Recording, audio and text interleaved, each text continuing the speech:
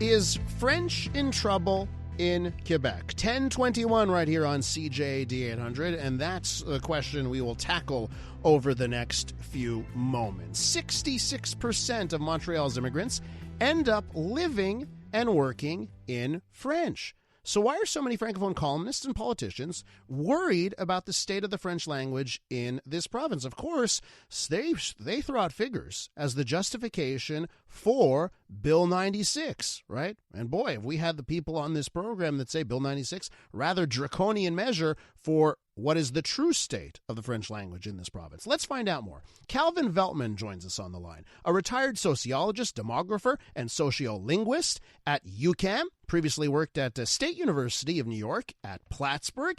Mr. Veltman, welcome to the show. Good morning. Thank you. So, listen, this has been a decades-long debate in this province. Of course, we ended up with Bill 101. It went through the court system. It got changed. And then we ended up with the present Bill 101. And to me, I felt it was working. When I would walk around this city, if I walk by a schoolyard in Montreal, I look at the schoolyard. I see the children all playing in French, and I see the kids. They're from immigrant communities. I'm like, well, there's Bill 101. It's working. That does not seem to be what we hear from columnists and politicians in this province, where the sky is always falling. So I'd love to know your take. You've looked at this issue for a very long time. Is the French language in trouble in Quebec? Well, the answer to that is really yes and no. And the problem with the traditional way of looking at census data is that it tends to ignore a lot of the movement that is already out there. And I'll give you one example. I have friends who speak Arabic at home. They work all day long in French. Their kids go to French school. The kids all speak French to each other. But from the traditional way of looking at that kind of data, about half of those people are not counted. So the move, there are a lot more of those kinds of people now than there are people who say, well, I speak Arabic and English at home. So there's been a big change in favor of French since Bill 101 came into effect. And one could expect that about 75 to 80% of the third language groups, allophone immigrants, are in fact becoming French. And I count those people in a different way than the way they've been traditionally counted. Traditionally, if somebody said, well, I speak Arabic and English equally at home, the demographers would take half of those people and shove them into the English group, and the other half they'd return into the Arabic group. I say, well, if somebody tells me I'm speaking Arabic and English at home equally, I know where you came from. You came from the Arabic group, and I know where you're going. Mm-hmm. You're going to the English group. So I count those people. And that gives me much higher figures for the number of people who become French-speaking. It also gives me much higher figures for the number of people who become English-speaking.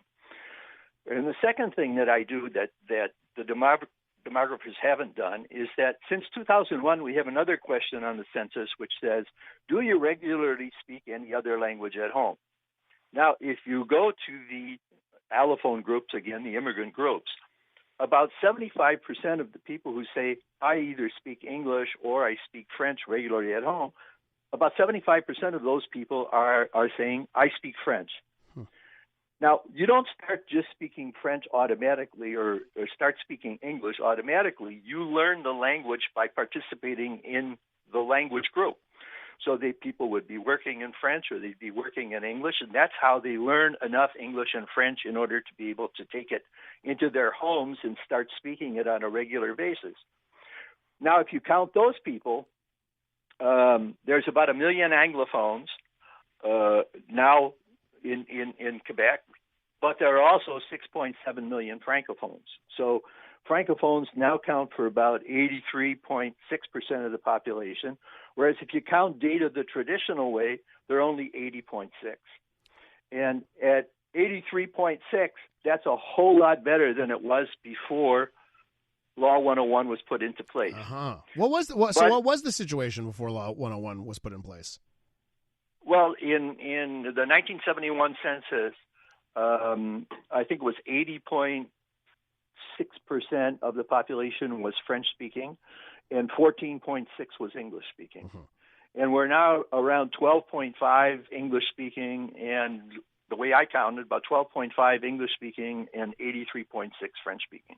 Gotcha. So it's a lot better. But is there movement toward decline? Well, yes, there is, but it's slow.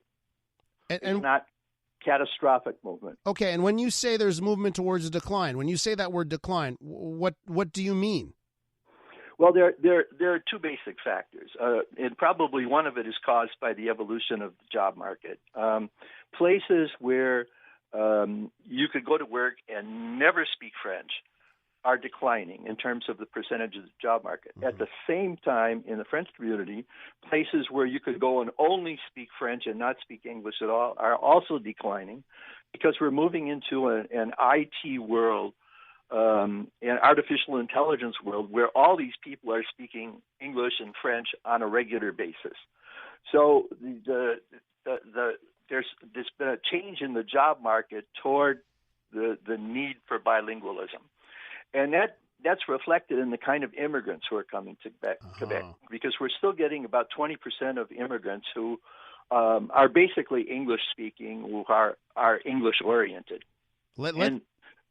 Yeah. Okay. Well, anyway, those kinds of people who come in you can send their kids to French school, but they're still going to be speaking English at home, which is normal. Mm-hmm. Yeah, okay. And now I want to talk about one particular immigrant here. Okay. You. Dutch origin, but from the U.S., now decades here in Quebec. I would just love to know, your thoughts from your perspective on the language wars that seem to, happen here between French and English. Well, what are your thoughts on it? Well, you probably know I'm a French-speaking person. Mm-hmm. Okay, mm-hmm. So I'm generally in favor of Law 101, and I think that it has worked well. I think there are problems that you cannot solve with language legislation, and I think if you try to force the big banks to use more French in work, and they decide that that's not something they want to do, they'll just switch jobs to Toronto, okay, which is what they've done in the past. So, I think there's limits to the kind of pressure that one can put. And on the whole, I think Law 101 has been a great success. The politics of immigration are an area where perhaps more could be done. I don't know for sure. But basically, on the whole, I think it's a great success. And that given that French now accounts for about 83.6% of the population, the question is how much small levels of losses can we accommodate without getting too excited about it? And that's sort of where I am at the moment. And one of the other processes that's going on is that Anglicization rates in the French community are going up. Well, how much would the government really like to tackle the problem of keeping French kids from going to English cégeps or English universities? Francophones pay for those cégeps too. Yeah. And you just mentioned the job market, which they're more than ever now is becoming more bilingual for everybody. Yeah.